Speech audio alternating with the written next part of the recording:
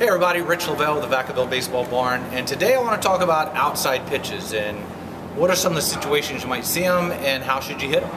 And optimally, you'll see this pitch as you get older, and typically pitchers are working the outside part of the plate and then they come back inside on you. And where should you hit that ball? In other words, where on the plate should you hit it? Where within your body should you hit it? I've got one set up on a tee here, which I think I've shown the three areas that we want to hit. And again, all my hitters tend to stride to the front part of the plate. We hit somewhere 2 to 3 inches out in front of our foot. So as you can see, this ball is just on the inside part of my front leg. And all we're going to do, again, set up our back correctly, all we're going to do is a slight flex of the hips, and our back releases from our shoulder a little bit earlier. We make contact here, and then we just drive through the ball to the right side, almost as if we're swinging towards first base or somewhere between first and second base.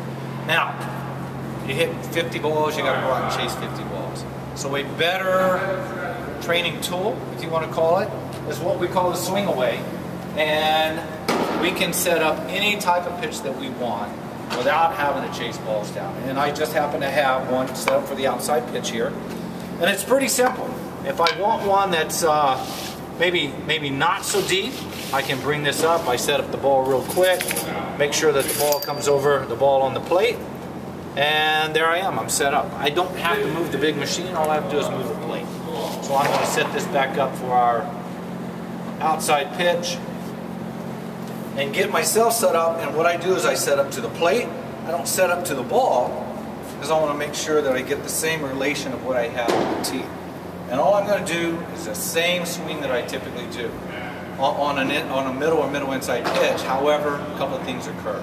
Instead of my hips rotating all the way through and my bat staying against my shoulder longer and releasing towards the pitcher, now I'm just going to flex my hips. My bat releases a little bit earlier. I get on plane as early as I can, and then I swing through the ball, and I still try to make that ball hit somewhere in this area on the machine. And then this ball is going to come right back to the starting point, reset in less than 3 seconds, and then I can take another swing. If I miss, and this is typically what kids will do, is they'll get here and they'll try to pull this thing around and it goes to the left side. So we'll tell them to make an adjustment. And that adjustment is flex, release a little bit earlier, make contact, and try to put that ball right back up the middle. Looks something like this. Bat, shoulder, put my stance the way I normally do, set up, swing, and I saw that I made contact and I hit it right in this area here. Pretty good. Then I can just set right back up again. Get myself ready.